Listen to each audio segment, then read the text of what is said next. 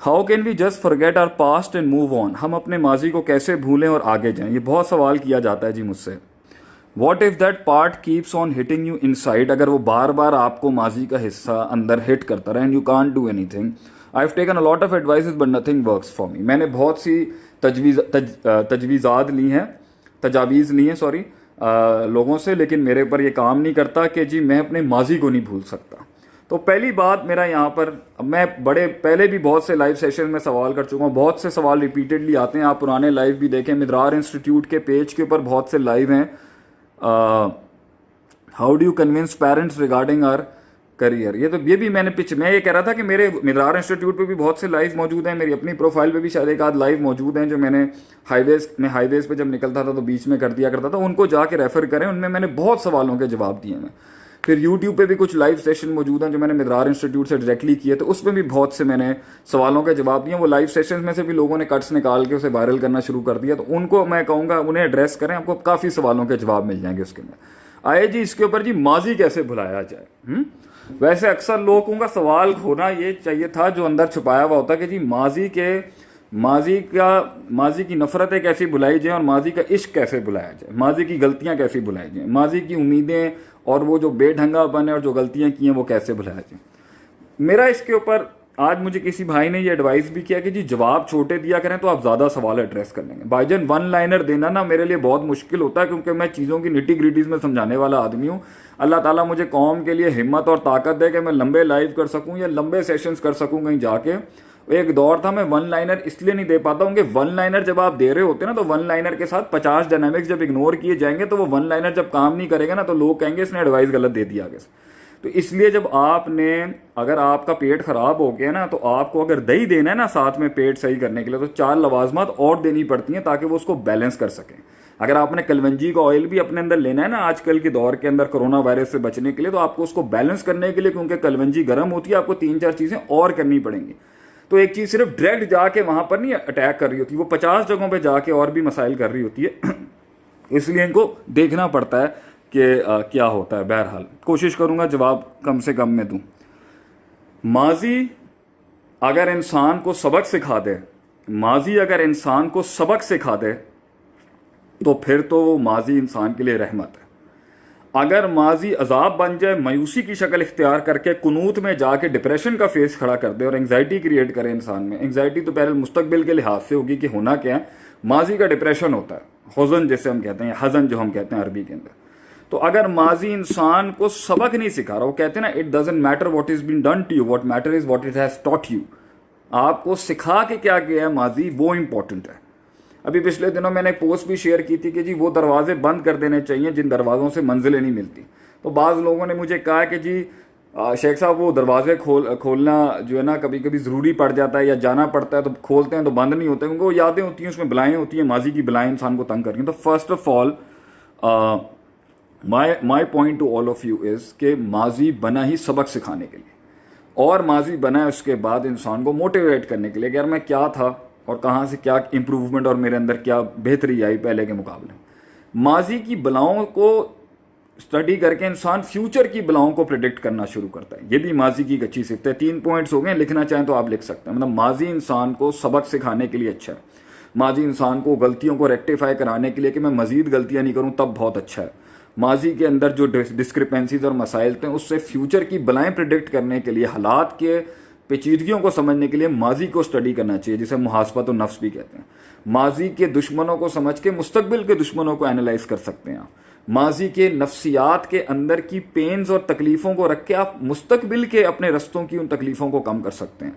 माजी के मामलात के अंदर जो है वो इंसान की जो कमज़ोरियाँ थीं वो उसे मुस्तकबिल की ताकत बनाने में काम आ सकते हैं। माजी इंसान को अपनी औकात याद दिलाने के लिए कि जब उसको कामयाबी बहुत मिल रही होती है ना तो वो आगे आगे जब देख रहा होता है तो उसे मुड़ के पीछे देख लेना चाहिए कि उसकी हैसियत औकात कहाँ थी, कि वो कहाँ से शुरू हुआ था, कहाँ से उसने कहाँ पर होता था, वो कहाँ पर बैठता था, कहाँ पर उठता था और क्या औकात थी। ये सब चीज़ें तो नेमत है माजी की, क्योंकि ये एक्सपीरियंस है आपका। माजी की सोचों के अंदर शैतान और आपका नफ्स अगर आपको वहाँ बैठा के स्टकअप कर रहा है, रोक रहा है, मुक़य्यद कर रहा है, मुअय्यन कर रहा है और उससे आपको उदासी اور وہ الفاظ، وہ لوگوں کی زیادتیاں، وہ لوگوں کے ظلم، وہ لوگوں کی غلطیاں اور اپنی غلطیاں اور اپنا بے ڈھنگا پن اور اپنے جو بلف اور بلنڈرز مارے ہوئے وہ اسی کے اندر آپ سٹک اپ ہو گئے. تو یہ ماضی کا ایشو نہیں ہے، یہ آپ کی نفسیات کے اندر سٹک اپ ہونے کا ایشو ہے کہ آپ کو وہ چیز ختم ہی نہیں کری، کیونکہ آگے جانے کے لیے، پھر سے روشنی دیکھنے کے لیے، پھر سے راستہ بنانے کے لیے اور پھر سے معاملات کو شروع کرنے کے لیے آپ کے پاس کوئی اپرچونٹی، کوئی سوچ، کوئی نفسیات، کو مائنڈ کے اندر چیز ہی نہیں ہے کہ آپ نے کہہ دیا جی وہ جو ہو گیا جی وہ ون لائنر ہو گیا اور وہ پتھر پہ لکیر ہو گئی اور زندگی ختم ہو گئی اور بس میں ختم ہو گیا اور اس انسان کے اوپر آ کے بس زندگی ختم ہو جاتی ہے. یہ متشددانہ، بے وقوفانہ، امیچیور، اور یہ بہت، میں نے آپ سے کہا نا، بڑی امیچیور اور ایمیچیور سوچ کی یہ نشانی ہوتی ہے کہ وہ اٹک جاتا ہے. ہم بھی اٹکے ہیں، ہم بھی بہت سٹک اپ ہوئے ہیں. کچھ تو ایسے جھٹکے تھے کہ جو مہینوں انہوں نے ہمیں سائلنٹ کرا دیا، لیکن اب کیونکہ تجربے سے سکھا رہے ہیں آپ کو، تو بھائی جی جتنا دیر آپ اس دلدل میں پھنسے رہیں گے، یاد رکھیں اتنا نکلنا مشکل ہوگا. جتنا جلدی آپ کہہ دیں گے نا لا حول ولا قوت الا باللہ، ربنا لا تؤاخذنا ان نسینا واخطانا ولا تحمل علینا اصرا کما حملته على الذین من قبلنا ولا تحملنا ما لا طاقت لنا به واعف عنا واغفر لنا وارحمنا انت مولانا فانصرنا على القوم الکافرین. چلیں جی آگے چلیں. جتنا آپ نے کہہ دینا انما اشکو بسی و حزنی اللہ، میں اللہ کی طرف لٹاتا ہوں، کام بڑھیں. پھر ایک اور طریقہ نکلنے کا کیا ہوتا ہے، ویژن بڑا ہونا چاہیے، مقصد بڑا ہونا چاہیے. میں اگر ایک انسان کی زندگی کے اندر گھر بیٹھ، لوہا کتنی خطرناک چیز ہے، لوہا کتنی سخت چیز ہے، پڑا نا زنگ لگ جاتا ہے اس کو. اس کی جو ہے نا وہ کیا تھا، میں نے ایک دفعہ پڑھا تھا، لا آف انتھروپی کر کے کوئی فزکس میں ہوتا ہے کہ یہ کائنات بھی اگر پڑی رہے نا تو یہ انٹروپ ہونا شروع ہو جائے گی. انٹروپی تھا، لا آف انٹروپی تھا شاید میرے خیال سے. تو یہ لوہا پڑے زنگ لگ جاتا، تو انسان پڑا اگر اپنی ان چیزوں میں بیٹھا رہے گا تو اس کو زنگ نہیں لگ جائے گا آگے سے. تو اس کو کرنے کے لیے آپ کو اس کی مینٹیننس کرنی ہے آگے سے، آپ نے اس کو آگے لے کے چلنا. آگے کیسے جائے گا بھی، پھر اچھے آئیں گے لوگ، پھر اللہ پھر سے کوئی امکان بنا دے گا. وہاں پر وہ پیڑی اس لیے آپ کے ساتھ ہو گئی کیونکہ وہاں پر لازمی اس لیے تھا کیونکہ آپ سمجھ ہی نہیں رہتے، اس لیے تو وہ ہوئے معاملات. اگر وہ مل جاتا تو یہاں پر آپ کامل نہیں ہو سکتے تھے. پھر دوسری بات، ضروری تھوڑی نیگیٹو کیوں ہو رہے ہیں؟ 50 ہزار فیلئرس کے بعد بھی انسان کو ہمت کرنی چاہیے. ٹھیک ہے انسان کی نیگیٹو ٹوٹتا ہے آدمی اندر سے، مگر رک تو نہیں سکتے نا، رک کے بھی کچھ نہیں ملنا. تو بہتر ہے آگے چلیں. اب پہلے شروع میں قدم کمزور ہوں گے، جذبات کمزور ہوں گے، امید، ہوپ، ایموشنل کوشنٹ سارا کمزور ہوگا. وقت کے ساتھ آہستہ آہستہ کر کے ہمت آنا شروع ہو جائے گی. ایک ٹائم آ جائے گا آپ کی فطرت بن جائے گی ٹو موو آن. آپ کی فطرت بن جائے گی ایک ٹائم پر کہ آپ نے جو ہے، یہ میرے بھائی نے یہاں پر نا محمد عمر نے کر دیا لا آف انٹروپی. یہ فزکس کے بچے ہوں گے ان کو پتا ہوگا. تو یہ جو ہے نا آپ نے آگے بڑھنے کے لیے ایک منزل ہونی چاہیے. اب مجھے جہاں تک میں جانا چاہتا ہوں، جہاں تک میں لے کے جاؤں، وہ اتنا ہیوی تھا اس کے اندر، اتنے غم، سارے چھوڑے، ساری جتنی ماری دنیا نے جو میں کرنا چاہتا تھا لائف کے اندر وہ اندر ہی چلتی رہی. بلکہ کتنے ایسے غم ہیں، ہم نے قوم کو اپنی کہانی نہیں سنائی آج تک کہ ہوا کیا تھا. کیوں؟ منزل بڑی تھی، مقصد بڑا تھا، کام کرنے تھے بڑے، اس کے اندر جو ہے وہ زخم دکھے نہیں، وہ چلتے گئے آگے چلتے گئے. کتنے ساتھ چھوڑ گئے، کتنے لوگ ٹوٹ گئے، کتنے معاملات پیچھے ہٹ گئے، کتنے لوگوں کی چیخ نکل گئی، کتنے لوگوں کی جان چلی گئی، کتنے لوگ ہمت ہار گئے کہ بھئی یہ کام نہیں ہو سکتا. وہ ڈیفائن ہو گئے، وہ مقید ہو گئے، انہوں نے کنوینئنسز لے لی، انہوں نے برادریاں دیکھ لیں، کسی نے لڑکیاں دیکھ لیں، کسی نے اپنے دوسرے فضول کی چیزیں اٹھا کے دیکھ لیں، وہاں پر اپنے آپ کو لاک کر کے کہہ دیا بھائی ہم اس رستے پہ نہیں چل سکتے. And they took the life of conveniences. تو جب آپ کے پاس منزل ہوتی ہے نا تو بھائی جان آپ کے پاس بہت پش ہوتا ہے آگے جانے کے لیے. تو منزل ہو، مقصد ہو، ایک چھوٹی سی جان سے اللہ کی مدد کے ساتھ ایک بڑی چیز کھڑی کرنے کا جذبہ، وہ بڑے غم بلا دیتی ہے. ہمارے والد صاحب ہیں، وہ سیالکوٹ کے اندر ایک ایسی جگہ پر رہتے تھے جہاں 13 لوگ ایک کمرے میں رہنے والے تھے. اتنے غریب بیک گراؤنڈ سے وہ آئے ہوئے تھے ایک ٹائم کے اوپر. اینڈ ہی ماشاء اللہ، میں ان کے یہاں پہ گل نہیں گانا چاہتا، وہ بلینئر آدمی بنے پھر ماشاء اللہ سے آگے سے. اور وہ اتنا، میں نے ان سے پوچھا جی اتنے آپ کو چھرے لگے، اتنے غم ملے، اتنے تو کیسے کیا آپ نے؟ کہہ رہے میرا بھائی وہ میرا مقصد جو تھا کہ میرے بچوں کو تکلیف نہ ہو، میرے بچوں کو وہ ساری سہولیات ملیں جو مجھے نہیں ملیں. تو مجھے امریکہ سے پڑھایا، چھوٹے والے کو آسٹریلیا سے، اس سے چھوٹے کو انگلینڈ سے، جو مجھے نہیں مل سکا، میں اچھی تعلیم نہیں حاصل کر سکا، میں کہیں نہیں جا سکا. میرے وہ پیشن جو تھا وہ ان کو بڑے غموں سے نکال گیا. جو لوگوں نے زیادتیاں کی، جو رشتہ داروں نے زیادتیاں کی، جو کسی نے بھی زیادتی کی ان کے ساتھ. اس طرح انسان آگے بڑھتا ہے کہ جب اس کے پاس ایک آگے منزل ہو جانے کے لیے وہ آگے چلا جاتا ہے آگے سے. مگر جس کے پاس نہ منزل ہے اور کسی کی کئی بھی بات کے اوپر وہ پہاڑ کے نیچے بیٹھ گیا کہ جی اینے مینو ہے گل کیوں کی تھی. تو بھائی جان ایک بات میں آپ کو بتا دوں، اس دنیا کے اندر کسی مقام تک پہنچنے کے لیے نا چھاتی اور گردن اور یہ گلے تیار رکھیں چھروں کے لیے.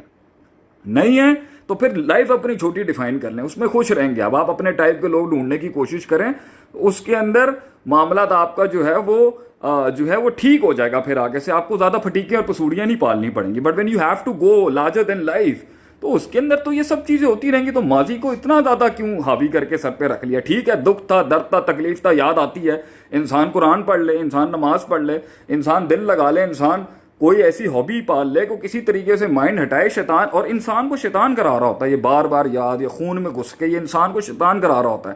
اعوذ باللہ پڑھے وہاں پہ بیٹھ کے، اور اللہ نہیں ہے، جنت نہیں ہے، آخرت میں جانا نہیں ہے. اور دوسری بات ہے یہ غم نہیں ملنے ہیں، تو آخرت کے اندر پھر کس بیسس کے اوپر آپ نے جنت کمانی ہے جب لوگوں نے آپ کو مارنا نہیں ہے آگے سے؟ ہاں وہ اور بات ہے کہ بیل مجھے مار والی کہانی نہیں ہونی چاہیے کہ سینگے ہم خود ہی کھڑے ہو جائیں اپنی جو ہے نا وہ بھنڈوں کے ساتھ، اپنی غلطیوں کے ساتھ لوگ مارنا شروع ہو جائیں. بٹ موو آن یار، مطلب آگے بڑھنے والی بات ہونی چاہیے. کیا ہو گیا؟ اور وہ جواب ہی وہی ہے جو صدیوں کے بعد دیا جائے لوگوں کو. یہ میری ایک بڑی ٹپ ہے. وہ جواب جو لوگوں نے جو ماضی کو جواب ہی مستقبل سے دیا جاتا ہے، وہ جواب ہی کیا جو فوراً دے دیا جائے. جواب ہی وہ ہوتا ہے بیٹا، بچوں سے میں یہی کہوں گا، جواب ہی وہ ہوتا ہے جو صدیوں کے بعد دیا جاتا ہے کسی کو، اور وہ منہ سے نہیں دیا جاتا. وہ جواب ہی کیا جو منہ سے دیا جائے. وہ جواب ہوتا ہے انسان کا پرفارمنس کے ساتھ. وہ جواب ہوتا ہے انسان کی محنت بولتی ہے کسی جگہ پر پہنچ کے. دیکھیں جی وہ اس لیے تو کہتے ہیں اپنے آپ کو ایک خطاب بخش کے جا، ایک تحریر بخش کے جا، ایک تقریر بخش کے جا، خود کے سوالوں کو ایک جواب بخش کے جا، ایک کلام بخش کے جا، ایک انعام بخش کے جا. یہ کیسے ہوگا؟ تو یہ تب ہوگا جب تو کام کرے گا، محنت کرے گا اور خوش ہوگا اس کے اوپر کہ where was I and I moved on, میں آگے بڑھا، میں آگے روک نہیں سکی. وہ جو ناخنوں کے ساتھ وہ جو یہ جو ماضی کی یادوں کی چڑیلیں جو تھیں وہ میرے قدموں کو روک نہیں سکی. باقی اگر رک جائے گا یہیں ختم ہو جائے گا، بیٹھا رہے گا، کوئی اس میں بھی کوئی بچانے نہیں آئے گا، آگے بھی کوئی بچانے نہیں آئے گا. یہ خود ہے، تیری زندگی ہے، تو نے کرنا ہے اپنے لیے جو کرنا ہے. کوئی نہیں کھڑا ہوگا اینڈ میں. یہ آج جو تالیاں بھی ہیں نا، یہ ہمارے لیے بھی ہوں یا کسی کے لیے بھی ہوں، یہ کل نہیں ہوں گی. یہ تلک الایام نداولها بین الناس. یہ سورج اٹھتے ہیں، لوگوں کی بڑی تائید آتی ہیں. یہ سورج طلوع ہوتے ہیں، انسان کا سورج غروب ہوتا ہے. بندہ نہیں کھڑا ہوگا، سایہ نہیں کھڑا ہوگا. خود جی کے جا زندگی کے اندر. اور جب اینڈ کے اندر کچھ نہ کچھ چاہیے ہو تو کہ اللہ کے ساتھ تعلق مضبوط رکھ. ماضی سے بھی لڑ جائے گا، مستقبل سے بھی لڑ جائے گا. تو یہ میری چھوٹی سی گزارش تھی اس کے اوپر کہ ماضی سے کیسے انسان آزاد ہو سکتا ہے.